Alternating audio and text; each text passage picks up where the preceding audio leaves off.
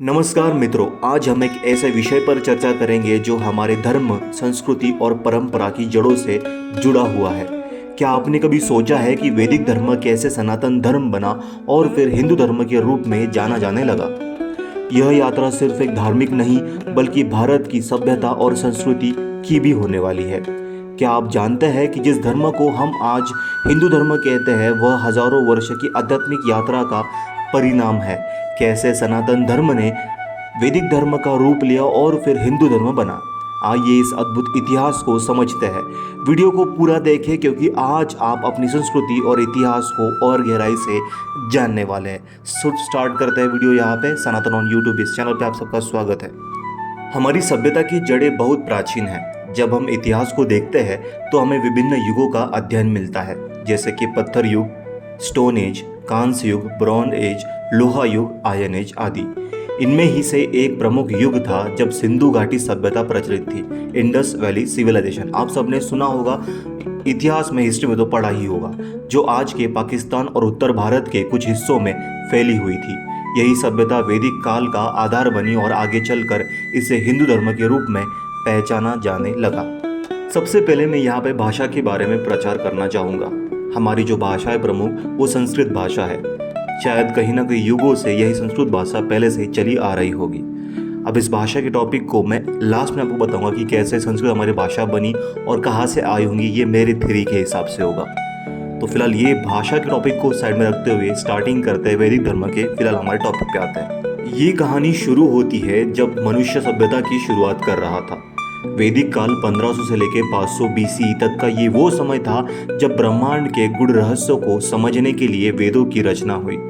ऋग्वेद, यजुर्वेद, सामवेद और अथर्ववेद, ये 4 वेद हमें प्रकृति, ब्रह्मांड और जीवन के बारे में ज्ञान देते हैं। वेदों में ब्रह्मांड का रहस्य, प्रकृति की व्याख्या और जीवन के मूल तत्वों का ज्ञान समाहित है। लेकिन ये वेद आए कहाँ से? कहा जाता है कि ये ज्ञान स्वयं ब्रह्मांड से प्रकट हुआ, जिसे महर्षियों ने ध्यान और साधना से प्राप्त किया। यह ज्ञान वैदिक ज्ञान कहलाया और इसे अपनाने वाले वैदिक धर्म के अनुयायी माने गए। इसकी शुरुआत होती है करीब 1500 ईसा पूर्व में, जब वैदिक सभ्यता अपनी ऊंचाइयों पर थी। ये वो समय था जब ऋषि मुनियों ने संस्कृत भाषा में वेदों की रचना की। ये वो समय था जब एक नई विचारधारा जन्म ले रही थी। ये वेद ये केवल धार्मिक ग्रंथ नहीं थे, बल्कि इनमें विज्ञान, खगोल शास्त्र, चिकित्सा, गणित और जीवन के गहरे रहस्य छुपे हुए थे। इस काल में लोग यज्ञ करा करते थे, मंत्रों का जाप करते थे और प्रकृति के देवताओं जैसे अग्नि, वरुण, इंद्र की पूजा करते थे। धर्म केवल पूजा नहीं है, बल्कि ये तो जीवन जीने की कला है और इसे ही वैदिक धर्म कहा गया, या फिर इसे वैदिक धर्म कहने लगा। ये जो ज्ञान था ये मौखिक रूप से था, जिसे एक पीढ़ी से दूसरे पीढ़ी को सौंपा गया, जिसे श्रुति परंपरा कहते हैं। वेदों की उत्पत्ति श्रुति परंपरा से हुई, यानी कि गुरु ने अपने शिष्यों को मौखिक रूप से यानी बोलकर वो ज्ञान प्रदान किया। इस काल में संस्कृत भाषा का प्रचलन हुआ और वैदिक ज्ञान ही लोगों की जीवन शैली बनी। यानी कि वेदों में जैसा था, जब बताया हुआ जीवन था, वो लोग जीने का स्टार्ट कर दिए। हालांकि वैदिक में सब कुछ सही था, इसलिए लोग इसे बहुत तेजी से अपना रहे थे। वेद 4 प्रकार के होते हैं: ऋग्वेद, यजुर्वेद, सामवेद और अथर्ववेद। वेदों का ये ज्ञान कोई साधारण ज्ञान नहीं था। यह एक दिव्य ज्ञान यानी कि डिवाइन नॉलेज था, जिसे हमारे ऋषियों ने तपस्या और साधना से प्राप्त किया था। यह ज्ञान पहले श्रुति परंपरा यानी कि एक मुख से एक व्यक्ति से दूसरे व्यक्ति के पास जाता था, वो भी ओरली रूप में। बाद में इसे संस्कृत भाषा में संकलित किया गया, यानी कि लिखने की परंपरा शुरू हुई। वैदिक धर्म में हुआ क्या था, यानी कि वैदिक काल में हो क्या रहा था? सनातन के हिसाब से देखें तो यज्ञ और हवन का प्रमुख स्थान वहाँ पे था। वेदों का ज्ञान और ब्राह्मणों की भूमिका अहम थी। ईश्वर को अग्नि, इंद्र, वरुण आदि देवताओं के रूप में पूजा जाने लगा। संस्कारों और कर्मकांडों पर आधारित जीवन शैली निर्माण हुई। ध्यान और तपस्या द्वारा आत्मा की उन्नति करने का अवसर यहाँ पे आने लगा। धर्म का अर्थ है धारण करना, यानी कि जीवन जीने का एक सही तरीका। इस कला में जीवन शैली वेदों पर आधारित थी, इसीलिए इसे वैदिक धर्म कहा गया। यानी कि वेदों को धारण करना अपने जीवन में, इसे वैदिक धर्म कहा गया। वैदिक काल में न केवल वेद ज्ञान का संकलन किया गया बल्कि भगवत पुराण, अन्य पौराणिक ग्रंथ, उपनिषद और कई अन्य शास्त्र भी लिखे गए। इसका अर्थ यह है कि पौराणिक कथाएं और इतिहास वैदिक काल से भी पहले घटनाओं का आधारित थे। यानी कि जहाँ पर ये सेंचुरी में सब लिखा गया है इतिहास, हिस्ट्री, तो इसका मतलब क्लियर है कि ये कहीं ना कहीं उससे भी पहले हो चुका था। जो लोग वैदिक ज्ञान का पालन करते थे वे वैदिक धर्म के अनुयायी कहलाते थे। धर्म का अर्थ था किसी भी चीज़ को धारण करना, इसीलिए इस विचारधारा को धारण करने वाले लोग वैदिक धर्म के लोग माने जाते थे। वैदिक काल समाप्त हो रहा था, 500 BC हो चुके थे। अब एक नया काल आने वाला था, एक नया युग आने वाला था। 500 BC के बाद एक नया युग आरंभ हुआ जिसे उत्तर वैदिक काल यानी कि पोस्ट वैदिक पीरियड कहा जाने लगा। इस दौरान नए नए विचार और सामाजिक परिवर्तन देखने को मिले। समय बीतने के साथ नई शिक्षाएं, नए नगर और नए विचार जन्म लेने लगे। लगभग 500 से 600 BC के बाद भारत में बड़ी सामाजिक और धार्मिक परिवर्तन हुए। महान ऋषियों और साधु संतों ने न केवल वैदिक ज्ञान को आगे बढ़ाया बल्कि नए ग्रंथ की रचना भी की। महाभारत, रामायण, पुराण, उपनिषद ये सभी उसी समय के महान योगदान थे। लेकिन ये बदलाव सिर्फ धार्मिक नहीं था बल्कि सामाजिक भी था। समाज में नई व्यवस्थाएं बनी, व्यापार बढ़ा, नगर बदले और लोग भी बदले और धार्मिक परंपराएं और भी समृद्ध हुई। इस समय शिक्षा और ज्ञान विज्ञान ने नई ऊंचाइयों को छुआ। खगोल शास्त्र, गणित और चिकित्सक विज्ञान विकसित हुए। इस समय समाज में सामाजिक और धार्मिक परिवर्तन भी हुए और महानुपद यानी कि बड़े बड़े राजा की उत्पत्ति उदय होना स्टार्ट हुआ। इस समय में बौद्ध और महावीर जैसे महान पुरुषों का जन्म हुआ और जैन और बौद्ध धर्म की विकास नींव यहाँ पे रखी गई। वैदिक परंपरा धीरे धीरे ब्राह्मणवादी प्रणाली में परिवर्तित होने लगी। यहाँ पे वेद से ब्राह्मण लोग ही पढ़ाने लगे, या फिर जो लोग वेद का ज़्यादा पढ़ाई करते थे वो लोग स्पेशली ब्राह्मण कह के ऊपर आने लगे। इस युग में गणराज और महाजनपदों यानी कि उदय हुआ राजाओं का। यज्ञ और वेद कर्मकांड धीरे धीरे जटिल होने लगे और समाज में ब्राह्मणवाद प्रभाव होना शुरू हुआ। मैं यहाँ पे नेगेटिव पॉइंट नहीं बता रहा हूँ, ये सब अच्छाई बातें है और ये सब हुआ था। इस समय उपनिषद की रचना हुई जिसमें आत्मा, ब्रह्म और मोक्ष पर गहरा चिंतन किया गया। बौद्ध और महावीर जैसे महापुरुषों ने संन्यास और ध्यान के मार्ग से अपनाया, जिसे जैन और बौद्ध धर्म की विकसित हुई। समय के साथ जैसे जैसे सभ्यता विकसित हुई, ज्ञान को लिखित रूप में संग्रहित करने की ज़रूरत महसूस होने लगी। बहुत सारा ज्ञान हो गया, हर किसी के पास बहुत सारा नॉलेज होने लगा। लेकिन अब यहाँ पे टाइम था इसे लिखने का, कहीं ना कहीं नोट करने का, ताकि जो पीढ़ी से हमें आ रहा है वो नॉलेज वो कहीं विलुप्त ना हो जाए, गुम ना हो जाए, या जिसे याद रखने में आसानी हो। तो यहाँ पे लिखने का काम अब शुरू हुआ। ये वो समय था जब उपनिषद, पुराण और महाकाव्यों की रचना हुई। महाभारत और रामायण जैसे ग्रंथ इस काल में लिखे गए।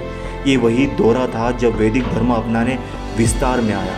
वैदिक धर्म अपने विस्तार रूप में देखने को मिला और समाज में एक सुव्यवस्थित रूप लेने लगा।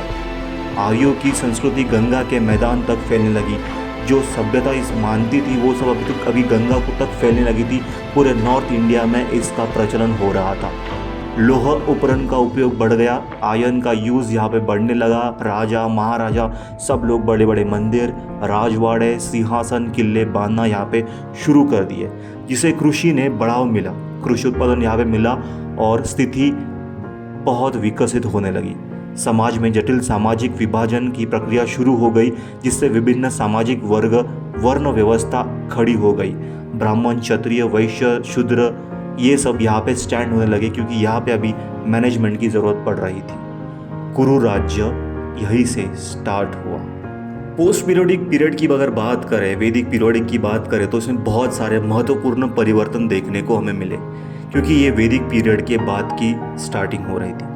शहरों का विकसित हुआ। पहले लोग घुमंतु जीवन जीते थे, यानी कि लोग जहाँ पे जाते थे, घूमते थे, वहीं पे बसेरा डेलते थे और रहते थे।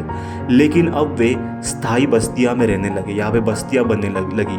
लोह उपकरणों का उपयोग हुआ, जंगलों को साफ करके खेती को बढ़ावा दिया गया। महाजनपदों का उदय हुआ। इस दौरान कुरुक्षेत्र, पंचाल, मगध, कौशल जैसे बड़े बड़े राजाएं आने लगे। नवीन दर्शन और विचारधाराएं यहाँ पे सामने आई। इस समय में जैन धर्म और बौद्ध धर्म जैसे श्रम परंपराओं को विकसित हुआ, जो वेदों और कर्मकांड को चुनौती दे रहे थे। ग्रंथों का लेखन इस काल में रामायण, महाभारत, उपनिषद और पुराणों की रचना हुई। समाज में भी बहुत सारे बदलाव देखने को मिले। समाज आर्थिक जटिल और शहरीकृत हुआ। यहाँ पे बड़े बड़े शहर खड़े होना दिखाई दे रहे थे। वर्ण व्यवस्था अधिक स्पष्ट देखने को मिल रही थी। महिलाओं को भी कुछ हद तक स्वतंत्रता और राजनीतिक भागीदारी प्राप्त होने लगी। कृषि आधारित अर्थव्यवस्था स्थापित हुई, जहाँ पर फार्म खेती कल्चर को बहुत ज़्यादा बढ़ावा मिला। धार्मिक परिवर्तन, उपनिषद की रचना हुई, जिससे ज्ञान और सत्य की खोज को महत्व दिया। बौद्ध और जैन धर्म का उदय वही हो रहा था जिन्होंने यज्ञ और वर्ण व्यवस्था का विरोध भी किया। आर्थिक परिवर्तन बहुत देखने को आया, क्योंकि आर्यों का विस्तार गंगा के मैदानों तक हो चुका था, जिससे कृषि और व्यापार बहुत पूरे उत्तर भारत में बहुत जगहों पे प्रॉपर ही विस्तार हो चुका था। वस्तु जो थे वो विनय की जगह पे, यानी कि वस्तु के बदले यहाँ पे अभी सोना और चांदी के सिक्कों के चलन यहाँ पे आना शुरू हो गया। यहाँ पे जो बार्टर सिस्टम थी वो यहाँ पे ख़त्म हो रही थी। बुद्धिज़्म और जैनिज़्म का भी उदय हो रहा था। महाजनपदों और नगरों, यानी कि जहाँ पे छोटे शहर थे, गांव बन रहे थे। जहाँ पे ये गांव विकसित होकर नगरों में रूप ले रहे थे, और नगर यहाँ पे शहरीकरण बढ़ रहा था। शिक्षा, खगोल शास्त्र, गणित और चिकित्सक जैसे विषयों की नई खोज होने लगी थी। धार्मिक ग्रंथों का संकलन और विस्तार इसी काल में हमें बहुत ज़्यादा देखने को मिला। इस काल में ग्रंथ, उपनिषद और पुराणों की रचना हुई। ऋग्वेद वेदों का युग का सबसे प्राचीन ग्रंथ था।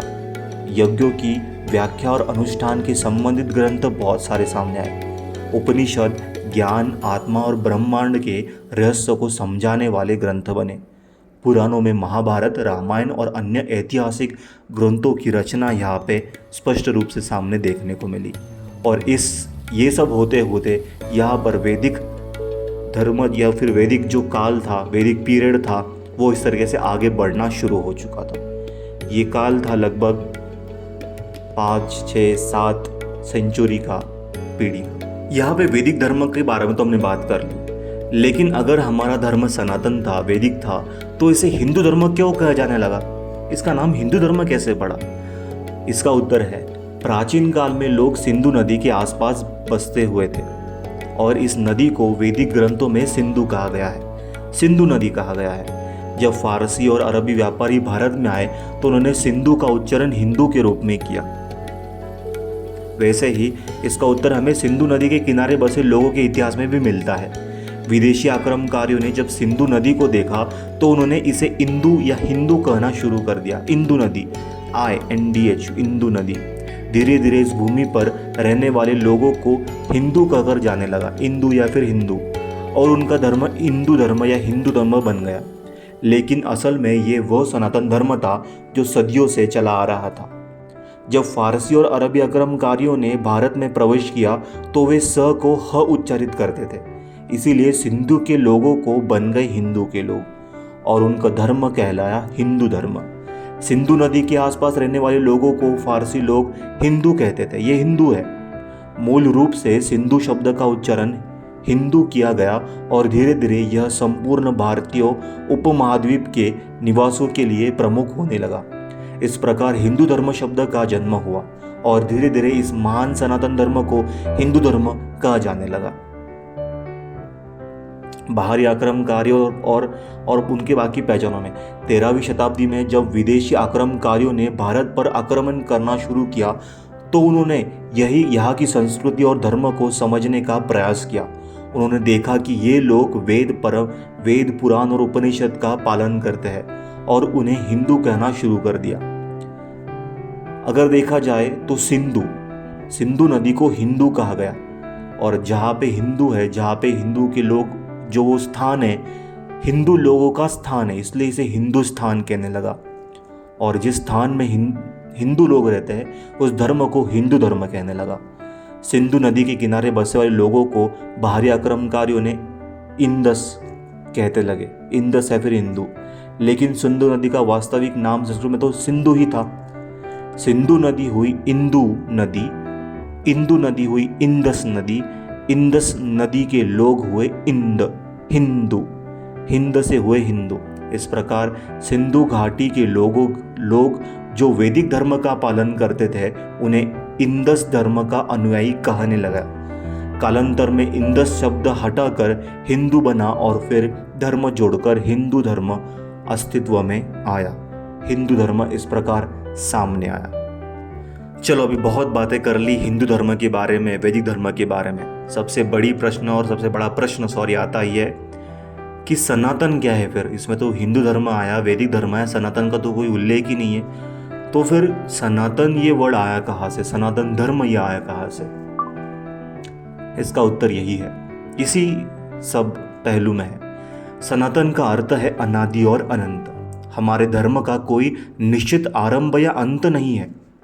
ऋषियों और मुनियों ने इसे सनातन ज्ञान कहा, जो कि शाश्वत और सार्वभौमिक सत्य पर आधारित था। इसीलिए वैदिक धर्म को सनातन धर्म कहा जाने लगा।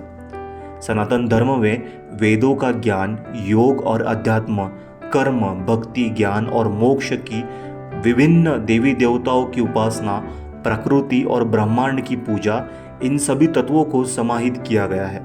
सनातन धर्म का अर्थ है अनादि और शाश्वत धर्म, अर्थात ऐसा धर्म जो सृष्टि की शुरुआत से है और अंत तक रहेगा।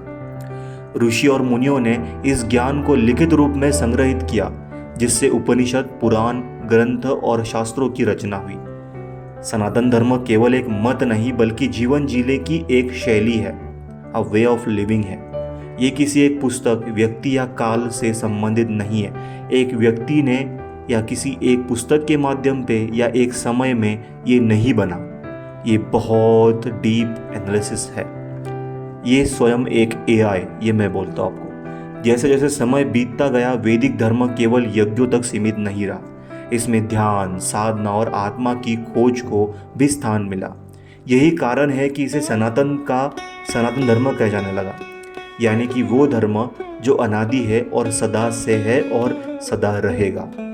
ये वो युग था जब ब्राह्मण, क्षत्रिय, वैश्य और शूद्रों का वर्गीकरण हुआ। साथ ही ज्ञान की खोज में कई ऋषि मुनियों ने वन में जाकर ध्यान और तपस्या, योग किया, जहाँ से वेदांत की परंपरा जन्म लेने लगी। वैदिक धर्म क्या है? वेदों के ज्ञान को जो मानते हैं लोग, वो वैदिक धर्म है। सनातन धर्म क्या है? वैदिक धर्म के अंदर जो ज्ञान है, जो नॉलेज है, जो थॉट है, जो डाटा है, वो सनातन धर्म है, यानी कि शाश्वत और सार्वभौमिक ज्ञान। जो व्यक्ति वैदिक ज्ञान और सनातन परंपराओं का पालन करता है उसे सनातनी कहा जाता है। तो आप मुझको कमेंट करके बताना कि आप सनातनी हो या नहीं हो। तो हिंदू शब्द हमारा नहीं है, हम सनातनी है, हम वैदिक है, हम आर्य है। तो कौन होते हैं हिंदू, ये सबसे बड़ा प्रश्न है। और आखिर हिंदू है कौन फिर? चलो, तो आज जब मॉडर्न हम हो चुके हैं तो हमने हिंदू शब्द को अपना लिया है। तो यहाँ पे मैं उसका उत्तर देना चाहता हूँ, हिंदू है कौन? चलो ठीक है, अभी हमने अपना लिया है इस हिंदू शब्द को। हम हिंदू वही है जो सनातनी है, जो वैदिक है। हिंदू वो है जो सनातन ज्ञान को अपनाता है, जो वेदों, पुराण और उपनिषद का ज्ञान को समझने का प्रयास करता है, जो अपनी परंपराओं को, संस्कृति को और आध्यात्मिकता को महत्व देते हैं। हिंदू वो है जो ब्रह्मांड की शक्ति को मानता है और इसे विभिन्न रूप में पूजता भी है।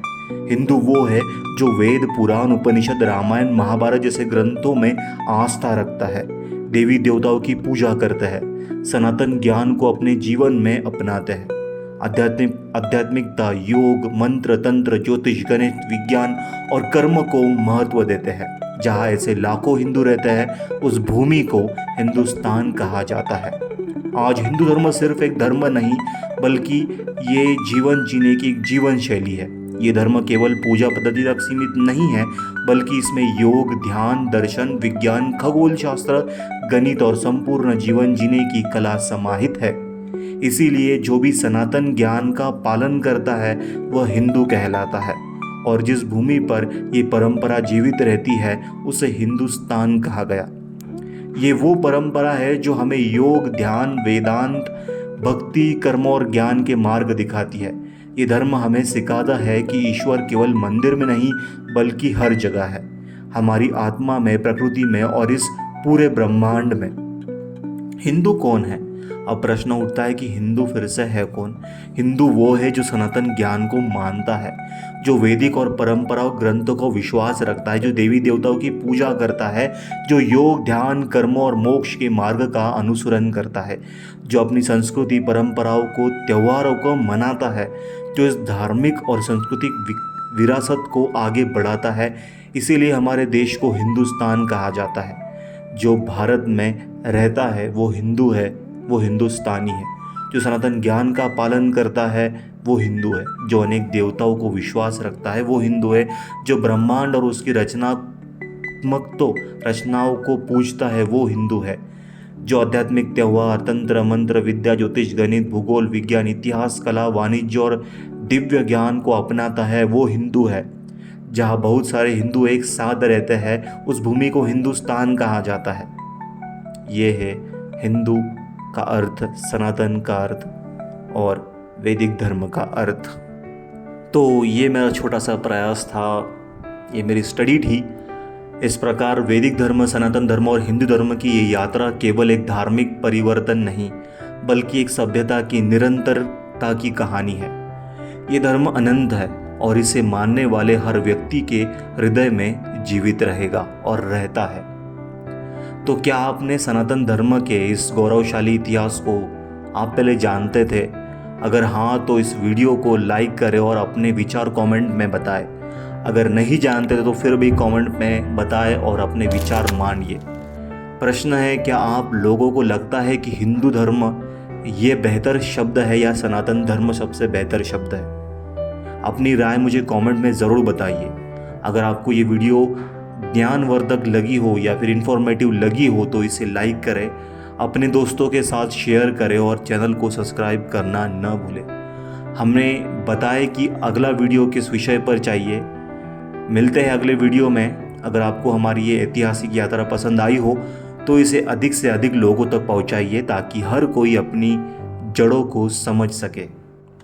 जय सनातन, जय श्री राम, जय हिंदू धर्म, भारत माता की जय, जय श्री राम। दिस इज सोहन, मैं आपका host, signing off on Sanatan on YouTube.